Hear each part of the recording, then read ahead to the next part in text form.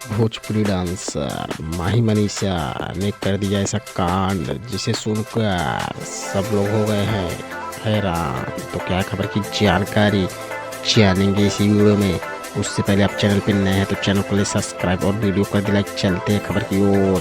तो आप लोग को बता भाई लोग, माही मनीषा जो भोजपुरी की मानी जानी डांसर है, उन्होंने कर लिया है शादी। और उस शादी को देखकर सारे हीरो हीरोइन और भोजपुरी डांसर के जगत के लोग हो गए हैं हैरान। बोल रहे हैं माही मनीषा ने तो इतिहास रच दिया। दोनों बहनों ने आपस में ही कर लिया शादी। तो आने वाले में समय में पता चलेगा इनकी शादी कैसी चलती है।